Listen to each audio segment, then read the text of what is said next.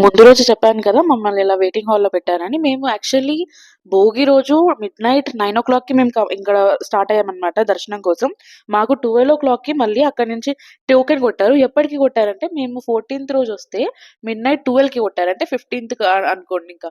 15థ్ కూడా దాటి next day 16 మధ్యాహ్నంకి ticket కొట్టారనమాట మాకు. సో, మేము ఇంకేం చేయాలో అర్థం కాక బయటికొచ్చేసాము. బయటికొచ్చేసి టికెట్ తీసుకొని బయటికొచ్చేసాం. మళ్ళీ 2 అవర్స్ తర్వాత లోపలికెళ్ళొచ్చనమాట. అంటే దర్శనానికి 2 అవర్స్ ముందు లోపలికెళ్ళొచ్చు. సో, మేము నెక్స్ట్ డే 15థ్ అంతా మాకు ఖాళీ కాబట్టి, మేము బైకేసుకొని హ్యాపీగా ఏమంటారు జపాలి, ఇంకా పాప వినాశనం, ఆకాశగంగా ఇవన్నీ దర్శనం చేసుకున్నాము. ఇక్కడ నేను అదే చూపిస్తున్నాను. ఇది జపాలికెళ్తున్నామనమాట. ఇక్కడ జపాలి ఎంత అసలు రిటర్న్‌లో వచ్చినప్పుడు జపాలికి ఒక స్టెప్స్ వే ఉంది. పక్కన ఒక చిన్న ట్రెక్కింగ్ వేలా ఉందనమాట. యాక్చువల్ అది అలో ఉందో లేదో కూడా నాకు తెలీదు.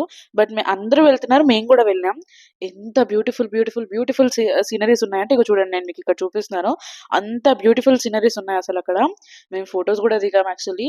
కుదిరితే ఆ క్లిప్స్ కూడా యాడ్ చేస్తాను.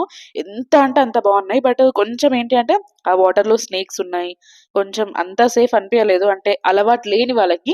మా హస్బెండ్ అయితే అంటే పల్లెటూరులో పెరిగారు కాబట్టి ఆయన కొండలు, గుట్టలు, పుట్టలు అన్నీ ఎక్కేస్తారు. సో, నాకైతే భయం లేదు ఆయన తీసుకెళ్లారు కాబట్టి.